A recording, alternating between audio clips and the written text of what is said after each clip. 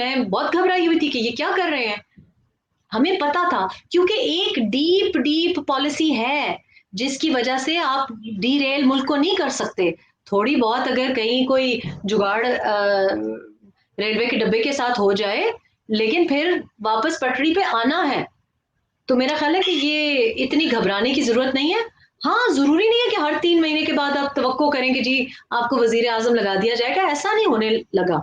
बिल्कुल ठीक है। यूके में रहती हैं, हम भी यूरोप में रहते हैं। यहाँ के जो प्रोसेस होते हैं वो हमें पता होते हैं। जी जी वीजे के लिए जो भी मसले मसाइल होते हैं, जी जी पाकिस्तान में हर छोटी खबर को बड़ा खबर बना के पेश किया जाता है। स्पेशली जब मियां मोहम्मद नवाज शरीफ साहब ने अपना वीजा एक्सटेंशन की दरखास्त दी हो जी जी और उस पर कोई फैसला है, तो मेरे ख्याल में यूके में या हॉलैंड में या जर्मनी में वो नहीं देखते कि दरखास्त है किसी, वो जी किसी जी मिस्टेक की वजह से, किसी डॉक्यूमेंट के पूरे ना होने की वजह से।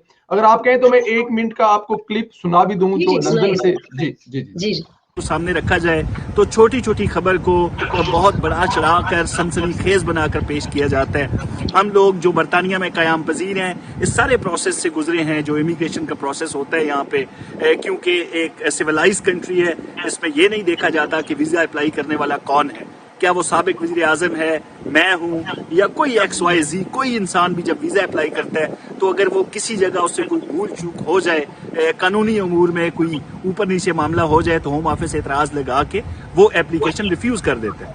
अब आगे वकला का मामला होता है कि किस तरीके से वो उन इतराज़ात का जवाब देंगे होम ऑफिस को, और ये ऐन मुमकिन है कि अपील में जाकर मियां नवाज शरीफ की जो एक्सटेंशन की एप्लीकेशन थी जो रिफ्यूज़ हुई है, वो दोबारा उनको वीज़ा। लेकिन इस खबर को पाकिस्तान में एक बहुत बड़ी खबर बना के पेश किया जा रहा है हमारे मीडिया पर। देखिए जी, जितना बड़ा इंसान का स्टैचर होता है ना, तो उतनी बड़ी खबर ही होती है। और अगर किसी एक शख्स ने इतनी आपकी रातों की नींदें हराम की हों कि वो एक पेपर कप में चाय की प्याली पी रहा हो तो इतनी बड़ी खबर बन जाए, तो ये कोई बड़ी बात नहीं है। मैंने इमिग्रेशन में बहुत साल काम किया है। इमिग्रेशन का आप जैसे कह रहे हैं बिल्कुल सही है। कभी-कभी एप्लीकेशन जी में आप कोई चीज़ गलत हो जाए, तो आज के लिए एक बड़ी हमारी जो इमिग्रेशन है, जो होम ऑफिस है, वो तो बहुत ही ज़्यादा यहाँ पे माशाल्लाह हमारा जो होम ऑफिस है, मैं तो उसकी बहुत अरसे से नाकिद रही हूँ। होम ऑफिस हमारा काफ़ी मसले दरपेश हैं अभी तक उसको, और बड़ा बैकलॉग होता है। तो ये अभी आपकी जब भी कोई वीज़ा एक्सटेंशन है, ये वीज़ा एप्लीकेशन भी नहीं है, ये वीज़ा एक्सटेंशन है। तो वो वीज़ा जब एक्सटेंशन अगर रिजेक्ट हो जाए तो आपके पास अपील का हक होता है, और उसके बाद भी जैसे आपको पता है जुडिशियल रिव्यू का भी होता है। अभी तो ये ट्राइब्यूनल पे जाएगा, और ट्राइब्यूनल में जब तक जाएगा वो भी बड़ा लेंथी प्रोसेस है, वो कोई रातों रात नहीं होता, उसमें भी काफ़ी महीने लगते हैं। तो इसका हमारी जो वज़ारत दाखिला है उसको बहुत ज़्यादा एक्साइट नहीं होना चाहिए, उनका उसके साथ कोई ताल्लुक नहीं। यानी कि जब तक आपका एप्लीकेशन होम ऑफिस के पास होती है या अपील होम ऑफिस के पास होती है, तब तक आप कानूनी तौर पर बरतानिया में मुकीम रह सकते हैं। आपको नहीं निकाला जाता और ना आपको डिपोर्ट किया जाएगा। डिपोर्ट तब किया जाता है जब आप कोई इलीगल हरकत करते हैं या जब आप कोई इमिग्रेशन लॉ को की वायलेशन करते हैं। मिसाल के तौर पे अगर आपके वीजे पे काम करने की इजाजत नहीं और आप काम कर लें और वो रिपोर्ट हो जाए। सो मियां नवाज शरीफ की अगर किसी वजह से वीजा एक्सटेंशन रिजेक्ट की गई है, तो आप बाय द वे अपील पे भी जा सकते हैं और आप फ्रेश एप्लीकेशन भी कर सकते हैं।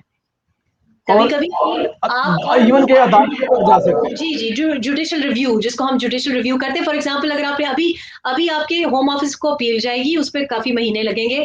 अपील अगर फर्ज किया रिजेक्ट हो जाएगी, तो फिर आप अपना बैरिस्टर करके आम कोर्ट में, आम जो यहाँ की अदालतें हैं उधर एक जुडिशियल रिव्यू भी मांग सकते हैं। और अक्सर वो आपकी बात सही है कि कभी कभी कोई तारीख, कोई रिपोर्ट देर सवेर हो जाए, उस पर भी रिजेक्ट हो जाता है, क्योंकि आगे एक ऑफिसर बैठा होता है और वो उसकी रिजेक्शन पे होता है। तो इतनी कोई बड़ी बात नहीं है एज सच। और जितना अरसा इस पे लगेगा उस वक्त तक अल्लाह और भी बहुत हम उम्मीद करते हैं कि पाकिस्तान में और भी कुछ ऐसी ऐसी बातें हो जाएं जिसकी वजह से मुल्क की सालमियत भी बरकरार रहे। और मेरा ख्याल है कि मेरे जैसे बहुत से लोग हैं जो चाहते हैं कि मियां नवाज शरीफ साहब वापस जाएं और चौथी टर्म के लिए जाएं।